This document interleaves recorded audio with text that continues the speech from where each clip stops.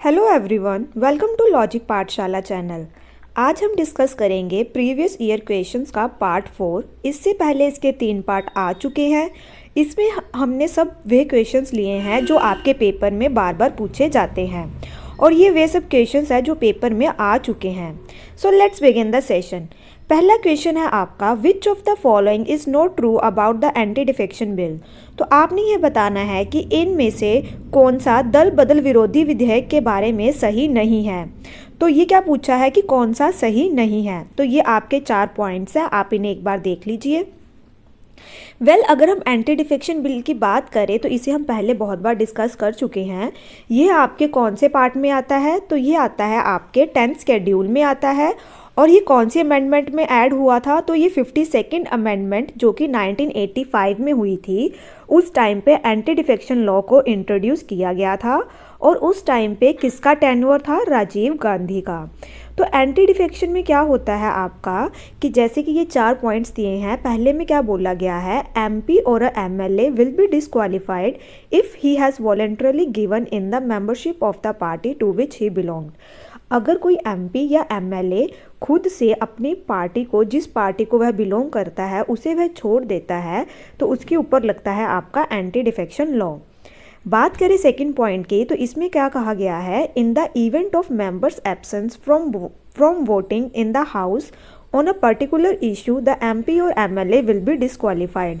तो यह भी आपका ठीक है और ये पॉइंट भी ठीक है और ये भी ठीक है। बात करें थर्ड पॉइंट की, तो इसमें क्या कहा गया है, a member shall not be disqualified if there is a merger of political party. तो अगर तो आपकी पॉलिटिकल पार्टी का मर्जर हो रहा है फिर उस मेंबर को डिस्क्वालीफाई नहीं किया जाता। तो यह पॉइंट भी ठीक है। फोर्थ पॉइंट की बात करें तो इसमें क्या कहा गया है, the speaker of the Lok Sabha will not be disqualified if he becomes a member of another political party later on. तो यह गलत है क्योंकि इसे भी डिस्क्वालीफाई किया जाता है। तो इसका आंसर रहेगा आपका option D. Question number 2 is, up to which of the following session of the Congress the autobiography of Gandhi ji was written. तो आपने ये बताना है कि कांग्रेस के निम्नलिखित में से किस अधिवेशन तक गांधी जी की आत्मकथा लिखी गई थी। तो वे थी आपका नागपुर सेशन 1920। तो इसका आंसर रहेगा ऑप्शन ए। और इनकी जो ऑटोबायोग्राफी थी वो क्या थी, my experiments with truth. Question number 3 is, Article 36 to 51 of Indian Constitution contain the directive principle of state policy. Identify the article which have the scope of Gandhian principle. तो जैसे कि मैंने आपको डीपीएसपी करवाया था पॉलिटी में, तो इसमें क्या था कि 36 to 51 में आते हैं आपके डायरेक्टिव प्रिंसिपल्स। तो इन्होंने बात की गई है कि आपने गांधीयन प्रिंसिपल बताने हैं। तो इसमें से कौन से गांधीयन प्रिंसिपल हैं? तो वे आते हैं आपके आर्टिकल 40, 47 एंड 48 में। 40 में क्या लिखा है, ऑर्गेनाइज विलेज पंचायत की, आपके विलेज पंचायत के बारे में बात की गई है। 47 में कहा गया है कि उन चीज़ों को ख़त्म करना, रोकना, किनको, जो इंटॉक्सिकेटिंग ड्रिंक्स हैं और ड्रग्स हैं जो आपकी हेल्थ के लिए इंजूरियस हैं, ठीक है, हानिकारक हैं। 48 में लिखा गया है कि किस चीज़ को रोकना है, slaughter of cow, cows and other milch and draught cattle to improve their breeds. तो ये सब आपके गांधीयन प्रिंसिपल में आते हैं। Next question is, Yakshagana is folk dance of. तो ये कहाँ का फोक डांस है? तो ये है आपका कर्नाटका का। Question number 5 is, in which of the following Himalayan ranges is the Banihal pass situated. तो आपने ये बताना है निम्नलिखित में से किस हिमालय पर्वतमाला में बनिहाल दर्रा स्थित है। तो वे आपको देखने को मिलेगा पीर पंजल रेंज में। तो ये है आपका बनिहाल पास। नेक्स्ट है आपका, which of the following is the subject of concurrent list. तो आपने ये बताना है कि इनमें से कौन सा कॉन्करेंट लिस्ट में आता है। जो पुलिस है ये तो आती है आपकी स्टेट लिस्ट में, और जो क्रिमिनल मैटर्स हैं ये आते हैं आपके कॉन्करेंट लिस्ट में। तो इसका आंसर रहेगा आपका option B. Question number 7 is, the massacre of crowd at Jallianwala Bagh Amritsar took place on. तो जो आपका जलियांवाला बाग मैसेकर हुआ था तो ये कब हुआ था? तो ये हुआ था आपका 13 अप्रैल 1919 में। इसे हम पहले भी बहुत बार डिस्कस कर चुके हैं, क्योंकि जो जलियांवाला बाग आपका मैसेकर हुआ था, ये क्यों हुआ था? क्योंकि ये किसके अगेंस्ट प्रोटेस्ट कर रहे थे? रॉलेट एक्ट के अगेंस्ट। और इनके दो लीडर थे, कौन कौन से? सैफुद्दीन किचलू और डॉक्टर सत्यापाल। इन्हें क्या कर दिया था? ब्रिटिशर्स ने इन्हें अरेस्ट कर लिया था। तो फिर उसके बाद आपका जलियांवाला बाग, जो कि आपका अमृतसर है, वहाँ पे बैसाखी वाले दिन थाउजेंड ऑफ पीपल वहाँ पे असेंबल हुए थे।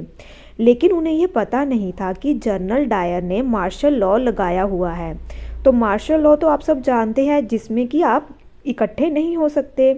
तो फिर क्या हुआ था कि जलियांवाला बाग में जनरल डायर ने किसके ऑर्डर दे दिया था? फायरिंग का ऑर्डर दे दिया था, और बहुत से लोगों की उसमें जान चली गई थी। और उसके बाद बैठा था कौन सा कमीशन? हंटर कमीशन, इस चीज़ को देखने के लिए। ठीक है। और जैसे कि मैंने आपको पहले बताया था कि उस टाइम पे जो गवर्नर जनरल थे, वे थे कौन से? आपके माइकल ओ डायर। ठीक है, माइकल ओ डायर। और जो उस टाइम पे कमांडर इन चीफ था, वो कौन था? आपका रेजिनाल्ड डायर। ठीक है, जिसने फायरिंग के ऑर्डर दिए थे। तो ये पेपर में अक्सर कंफ्यूज करता है बच्चों को। नेक्स्ट है आपका, which of the following statement correctly describes a hung parliament. तो आपने ये बताना है कि इनमें से कौन सी ऐसी स्टेटमेंट है जो बताती है हंग पार्लियामेंट के बारे में। तो जो हंग पार्लियामेंट होती है, वे क्या होती है? A hung parliament is that parliament in which no party has a clear majority. Means कि उसमें किसी भी पार्टी की बहुमत नहीं होती। ठीक है। Next question is, who among the following introduced ryotwari system in Madras. तो आपने ये बताना है कि इनमें से किन्होंने रियोतवारी सिस्टम को इंट्रोड्यूस किया था मद्रास में। तो वे थे कौन? Sir Thomas Munro. अब हम बात करते हैं रियोतवारी सिस्टम की। तो यह स्टार्ट हुआ था आपका 1820 में। और ये कहाँ पे था? ज़्यादा देखने को मिलेगा आपको सदर्न इंडिया में। और कहाँ कहाँ था ये था आपका मद्रास में। ठीक है, आपका उड़ीसा में भी था। और आपके ये जो थॉमस मुनरो थे, इन्होंने इसको लागू किया था। और it was devised by captain Alexander Read and Thomas Munro. और इसमें क्या था? इनका प्रिंसिपल ये था कि ये direct collection of land revenue from each cultivator. तो इसमें क्या था कि जो आपके ये डायरेक्ट कलेक्ट करते थे, किसको? रेवेन्यू को। किनसे? कल्टीवेटर से। जो आपके पीजेंट थे, उनसे ये डायरेक्ट अपना रेवेन्यू कलेक्ट करते थे। Question number 10 is, what was the date of Queen's proclamation. तो वे थी आपकी 1 नवंबर 1858। Question number 11 is, the green color seen in the firework is due to the presence of। पटाखों में दिखाई देने वाला हरा रंग किसकी प्रेजेंस के कारण होता है? तो यह देखने को मिलता है आपको बेरियम की प्रेजेंस के कारण। Next question is, which of the following gases used for artificial ripening of fruit. फलों को कृत्रिम रूप से पकाने के लिए निम्नलिखित में से किस गैस का उपयोग किया जाता है? तो वे है आपकी इथाइलिन। तो इसका आंसर रहेगा option A. Question number 13 is, who among the following Rajput king defeated Mohammad Ghori for the first time. तो आपने ये बताना है कि निम्नलिखित में से किस राजपूत राजा ने मोहम्मद गोरी को पहली बार हराया था? तो वे थे भागेल भीम। तो इसका आंसर रहेगा option B. Next question is, which of the following is not among the 4 coral reef region of India identified by the government for intensive conservation and management। तो आपने ये बताना है कि इनमें से कौन सा रीजन है जहाँ पे कोरल रीफ नहीं पाया जाता। तो गल्फ, जैसे कि अगर हम बात करें कोरल रीफ कहाँ कहाँ पाया जाता है, पहले हम वे देख लेते हैं। गल्फ ऑफ मन्नार में भी देखने को मिलेगा, लक्षद्वीप आइलैंड में भी है, अंडमान निकोबार आइलैंड्स में भी है। तो कहाँ पे नहीं है? तो वे है आपका गल्फ ऑफ खंबात। तो इसका आंसर रहेगा ऑप्शन बी। तो जैसे कि मैंने ये मैप में लगाया है, कहाँ कहाँ पे आपको देखने को मिलेगा कोरल रीफ। तो ये देखने को मिलेगा गल्फ ऑफ कच्छ। ठीक है, फिर ये आपको देखने को मिलेगा लक्षद्वीप में, गल्फ ऑफ मन्नार, अंडमान निकोबार में और मालवन में। तो इन एरियाज़ में इंडिया में आपको कोरल रीफ देखने को मिलते हैं। Question number 15 is, the tomb of which of this ancient emperor is located in the Sasaram town of Bihar. तो इनमें से किस प्राचीन सम्राट का मकबरा बिहार राज्य के सासाराम शहर में स्थित है? तो आपके पास ये 4 ऑप्शंस है, आप इन्हें एक बार देख लीजिए। तो इसका आंसर रहेगा आपका option C, that is Sher Shah Suri. तो इसे हम पहले भी डिस्कस कर चुके हैं। तो इनका जो टॉम है, जो इनका मकबरा है, ये कहाँ पे है? सासाराम, जो कि है आपका बिहार में। Question number 16 is which is the highest peak of Satpura range. तो आपने ये बताना है सतपुरा श्रेणी की सबसे ऊंची चोटी कौन सी है? तो वे है आपकी धूपगढ़। तो इसका आंसर रहेगा आपका ऑप्शन सी। तो ये रहा आपका धूपगढ़, और कितना है ये? 1350 मीटर। और ये है highest peak of Satpura range located in the Mahadev hills near Pachmarhi. और यहाँ पे जो रॉक स्ट्रक्चर है वे कैसा है? Is basaltic with abundance of slate, schist and granite deposit. Next question is Buddhism in Nepal was introduced during the region of. तो नेपाल में बौद्ध धर्म किसके शासन काल के दौरान पर पेश किया गया था? तो वे थे आपके अशोका। ठीक है, तो इसका आंसर रहेगा option B. Next question is the final authority to make a proclamation of emergency rest with. आपातकाल को उद्घोषणा करने का अंतिम अधिकार किसके साथ है? तो कौन करता है? तो वे है आपके प्रेसिडेंट। तो इसका आंसर रहेगा ऑप्शन बी। और जो इमरजेंसी है वे कौन कौन सी है आपकी? आर्टिकल 352 में, आर्टिकल 356 में और आर्टिकल 360 में। एक है आपकी नेशनल इमरजेंसी, कॉन्स्टिट्यूशनल इमरजेंसी और financial emergency. Question number 19 is in India Siberian crane can be found in. Bharat में साइबेरियन क्रेन कहाँ पाए जाते हैं? तो इसका आंसर है आपका option number D, that is Keoladeo Ghana bird century. और ये कहाँ पे देखने को मिलती है आपको? तो ये है आपकी राजस्थान में। ठीक है। Next question is the innovator of revenue settlement during the rule of Akbar was. Akbar के शासनकाल में राजस्व बंदोबस्त के प्रवर्तक थे, तो वे कौन थे?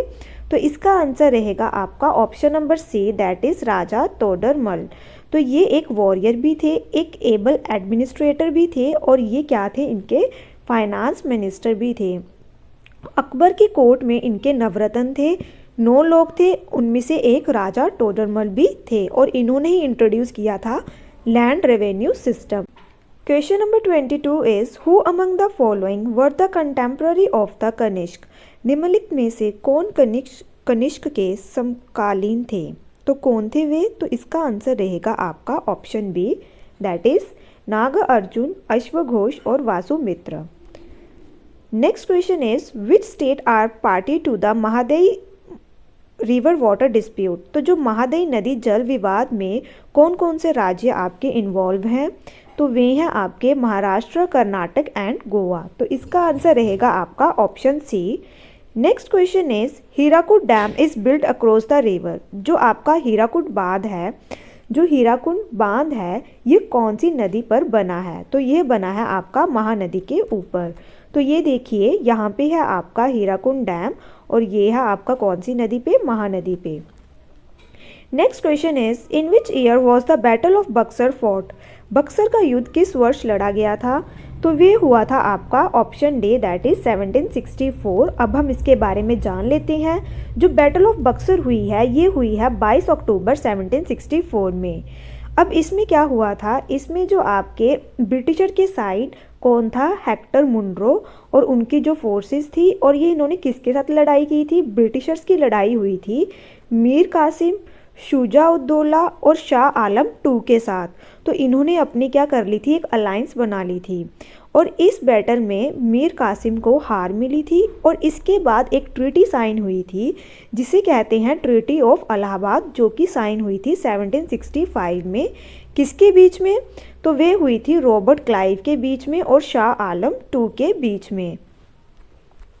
तो ये पेपर में बहुत बार पूछा गया है कि बैटल ऑफ बक्सर कब हुई है, आपको डेट भी पता होनी चाहिए और किन किन के बीच हुई है, ब्रिटिशर्स के साइड कौन हेड कर रहा था, और उसके बाद जो ट्रीटी हुई थी इस बैटल के बाद, तो वे थी आपकी ट्रीटी ऑफ इलाहाबाद। तो ये पता होनी चाहिए ये किस किस के बीच में हुई है। ठीक है। Now moving to next question, cyclones occurring in North Atlantic Ocean are called.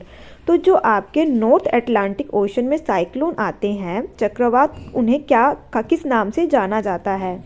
तो ये देखिए, जो नॉर्थ अटलांटिक ओशन में आते हैं तो उन्हें क्या कहते हैं हम? हरिकेन्स। तो इसका आंसर रहेगा आपका ऑप्शन बी। तो ये देखिए, इनके अलग अलग नेम हैं। यहाँ पे इन्हें कहा जाता है ट्रॉपिकल साइक्लोन, ये देखिए, और यहाँ पे इन्हें टाइफून कहा जाता है इस एरिया में। ऑस्ट्रेलिया वाली साइड इन्हें हम कहते हैं willy willy. Next question is what did Gandhi ji meant by Sarvodaya? Gandhi ji का सर्वोदय से क्या तात्पर्य था? तो इनका ये था, क्या मतलब था? अपलिफ्टमेंट ऑफ अनटचेबल, तो इसका आंसर था आपका option C, the birth of a new society based on ethical values. तो ये था इनका मीनिंग। नेक्स्ट है आपका, which of the following site is the largest protected wetland in India? तो आपने ये बतानी है कि निम्नलिखित में से कौन सा स्थल भारत में सबसे बड़ा आपका प्रोटेक्टेड वेटलैंड है? तो वे है आपका सुंदरबन। तो इसका आंसर रहेगा ऑप्शन डी। और ये कहाँ पे देखने को मिलेगा, ये आप मुझे कमेंट बॉक्स में बताएंगे। Next question is, of the following who was not the leader of Hindu Mahasabha? तो आपने ये बताना है इनमें से कौन हिंदू महासभा का नेता नहीं था? तो इसका आंसर रहेगा आपका ऑप्शन बी, दैट इज लाला हरदयाल। क्योंकि ये किसके साथ एसोसिएटेड थे? तो ये एसोसिएटेड थे गदर पार्टी के साथ। नेक्स्ट क्वेश्चन इज, जो आपकी हिंदू महासभा बनी है ये कब बनी है? 1915 में। इसे बनाया गया है किसके द्वारा? मदन मोहन मालवीय जी के द्वारा। और इन्होंने it worked with Arya Samaj and other Hindu organisation. ठीक है। Next question is, why two thin shirts can keep us warmer than a single shirt in winters? तो ये क्या पूछा गया है, सर्दियों में एक मोटी कमीज़ की तुलना में दो पतली कमीज़ें हमें गर्म क्यों रख सकती हैं? तो इसका रीज़न क्या है?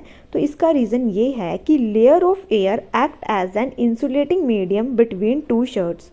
हवा की परत दो शर्ट के बीच एक इंसुलेटर माध्यम के रूप में कार्य करती है, इसलिए जो आपकी टू थिन शर्ट्स हैं वो हमें क्या करती हैं? वार्म रखती हैं comparatively to one thick shirt. Next question is, the annexation of Awadh by British took place in which year? Awadh पर अंग्रेजों का कब्जा किस वर्ष हुआ था? तो ये हुआ था आपका 1856 में, option number D. Next question is, which of the following gas is used in the cigarette lighter? Cigarette lighter में निम्नलिखित में से किस गैस का उपयोग किया जाता है? तो ये किया जाता है ब्यूटेन का। तो इसका आंसर रहेगा option A. Next question is, which of the following pair is correct in the context of thermal power project? तो आपने ये बताना है कि इनमें से कौन सा पेयर करेक्टली मैच है। बात करें अगर हम कोरबा थर्मल पावर स्टेशन की प्रोजेक्ट की, तो ये देखने को मिलेगा आपको छत्तीसगढ़ में। रामागुंडम की बात करें तो ये है आपका तेलंगाना में। तलचर की बात करें तो ये है आपका उड़ीसा में। और कावस है गुजरात में। तो ये है आपका करेक्टली मैच। तो इसका आंसर रहेगा option D. Question number 34 is, Gandhara school of art came into existence in? तो ये आया है आपका option number B, that is Mahayana sect में। तो अब हम इसके बारे में देख लेते हैं। जो गंधार स्कूल ऑफ आर्ट है इसकी एग्जिस्टेंस आई है महायाना सेक्ट में। और ये सेक्ट क्या बिलीव करता है? इन आइडल वर्शिप। आइडल वर्शिप मतलब मूर्ति की पूजा करना, किसकी? बुद्धा जी की। ठीक है। नेक्स्ट है आपका, which of the 5-year plan was terminated a year before to its original term? तो आपने ये बताना है कि किस पंचवर्षीय योजना को उसके मूल कार्यकाल से एक वर्ष पहले समाप्त कर दिया गया था। तो वे कौन सी थी? तो वे थी आपकी 5th 5-year plan, that is option number B. जो आपका 5th 5-year प्लान चला है ये चला है 1974 से 78 में। इसमें क्या स्लोगन दिया था? गरीबी हटाओ का स्लोगन दिया गया था इंदिरा गांधी जी के द्वारा। और ये पेपर में बहुत बार पूछा गया है कि जो गरीबी हटाओ का स्लोगन कौन से 5-year प्लान में यूज़ किया गया है। Next question is, which of the following chemical is used in beauty parlour for hair setting? Beauty parlour में बालों की सेटिंग के लिए निम्नलिखित में से किस रसायन का उपयोग किया जाता है? तो वह किया जाता है सल्फर का। तो इसका आंसर रहेगा आपका option C. Next question is what is the name of the acid in grapes. अंगूर में अम्ल का क्या नाम है। तो जो ग्रेप्स के अंदर एसिड होता है वह कौन सा होता है, तो वह होता है आपका टार्टरिक एसिड। लैक्टिक एसिड कहाँ देखने को मिलेगा आपको, मिल्क के अंदर। फॉर्मिक एसिड मैंने बताया था अगर कोई एंट है जो आपको काट जाए तो उसके अंदर। एसिटिक एसिड देखने को मिलेगा आपको विनेगर के अंदर। तो ये मैंने एक चार्ट बनाया है, इसे आप देख लेना कि कौन सा एसिड किसके अंदर देखा जाता है। जैसे कि टोमेटो में ऑक्सैलिक एसिड है, टी के अंदर टैनिक एसिड है, फूड प्रिजर्वेटिव के अंदर बेंजोइक एसिड है, एप्पल्स के अंदर मैलिक एसिड देखने को मिलता है। Next question is Aitchison commission 1886 was appointed to make recommendation for reforms in the. जो एचिसन कमीशन आया था 1886 में, इसे अपॉइंट किया गया था, तो इसे किस चीज़ के लिए अपॉइंट किया गया था, तो इसे किया गया था इंडियन सिविल सर्विसेज में जो रिफॉर्म्स लाने थे उनके लिए अपॉइंट किया गया था। Next question is corundum is an ore of. तो ये किसकी ओर है, तो ये है एल्यूमिनियम की। तो इसका आंसर रहेगा option D. Next question is a presidential ordinance can remain in force. राष्ट्रपति का अध्यादेश लागू कब तक रह सकता है, तो ये रहता है कितनी देर के लिए, 6 मंथ के लिए। और जो ऑर्डिनेंस होता है ये कौन से आर्टिकल में आता है, 123 में, अगर ये प्रेसिडेंट द्वारा लगाया जाए, और अगर गवर्नर के द्वारा दिया जाए तो ये आता है आर्टिकल 213 में। और ये दोनों आर्टिकल बहुत बार पेपर में पूछे गए हैं। तो यहाँ पे हमारा ये सेशन कंप्लीट होता है। आई होप आपको ये सेशन अच्छा लगा हो। Thank you so much for watching this session.